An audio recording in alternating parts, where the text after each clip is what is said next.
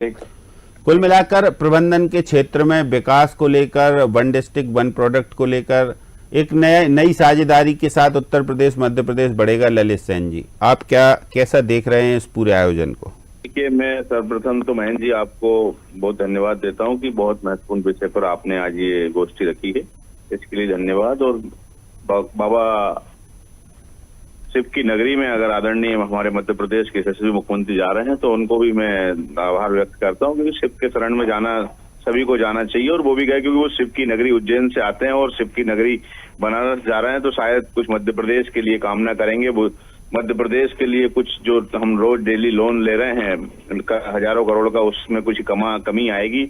मध्य प्रदेश के किसान जो प्रतिदिन 1 अप्रैल को जिनकी तुलाई होनी थी कल, जो 10 से 15 अप्रैल हो गई, और किसान के घर से उसकी 31 मार्च आज लाइट के बिल, केसीसी की किस्तें और उसके जो सोसाइटी के लोन है वो पटने में वो दर दर भटक रहा है। तो इन सबसे निजात पाने के लिए मैं बाबा शिव के नगरी में ये शायद कामना करेंगे। बनारस एक अपने आप में एक बड़ा शहर है, दुनिया का बड़ा शहर है और प्राचीन निरंतर है। शहर ने का अपना एक इतिहास है, पुराना इतिहास है, धार्मिक, सांस्कृतिक, शैक्षणिक विरासत का महत्वपूर्ण केंद्र रहा है।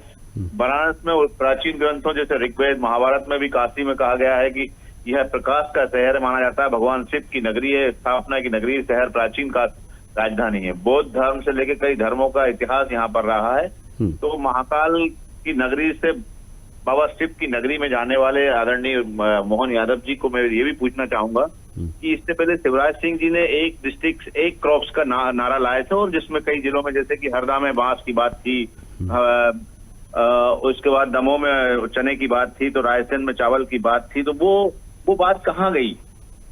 मंदसौर जो नीमच में आज नमकीन सेव की बात कर रहे हैं, वहाँ लहसुन के क्रॉप्स की बात की गई थी। तो वो आज से 5-10 साल पहले यही सरकार थी भाजपा की, अब मुख्यमंत्री भले चेंज हो गए, इन्हीं की नीति थी कि एक डिस्ट्रिक्ट एक क्रॉप और जीआई टैगिंग देंगे। जीआई टैगिंग के लिए मध्य प्रदेश के 12 जिले अंतर्राष्ट्रीय स्तर से जो होता है उसका आज तक नहीं हो पाया, और इसमें पाकिस्तान के डिस्ट्रिक्ट लगे थे, वो पास हो गए। और हमारा धान का जो मध्य प्रदेश में नया क्रॉप ऐतिहासिक जबरदस्त उछाल लिए हुए है और मध्य प्रदेश के किसान पैदा कर रहे हैं, उनको आज तक कोई मूल्य नहीं मिल पा रहा। उस पर भी चर्चा करें, क्योंकि हम खाली पेपरों में एमओयू साइन करें और खाली पेपरों में बात करें और लोन पे लोन प्रतिदिन लोन लेते रहे। मध्य प्रदेश कर्ज में जितना उसका बजट नहीं उससे ज्यादा कर्ज हो जाता है, तो ये बात पे सब मुझे बेईमानी दिखती है।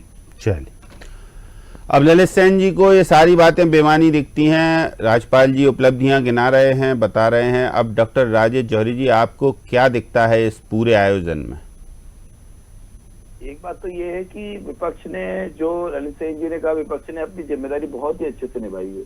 मतलब बजाय इससे पहले कई बार आप देखते होंगे डिबेट में जिस तरह की मीनिंगलेस बातें होती थी, तो ललित सेन जी ने एक एक पॉइंट पे बहुत अच्छे से, स्पेशली जो चाहे चावल की बात करी, चाहे जीआई टैगिंग की बात करी और वन डिस्ट्रिक्ट वन क्रॉप की बात करी, तो वाकई इस पर सरकार को सोचना चाहिए कि मुख्यमंत्री कोई भी हो, सरकार आपकी है, और चाहे कांग्रेस की भी सरकार रही होती, मुद्दा ये नहीं है कि कौन सी पार्टी की सरकार है। एक सरकार ने कोई कमिटमेंट किया है, दूसरी सरकार को उसको पूरा करना चाहिए। ये तो एक बात हो गई।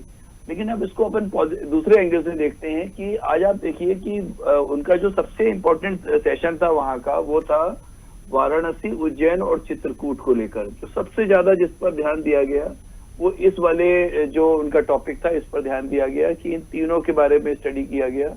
चित्रकूट के बारे में हम आपको सबको मालूम है कि चित्रकूट में नदी के एक तरफ का हिस्सा यूपी में आता है और एक तरफ का हिस्सा मध्य प्रदेश में आता है।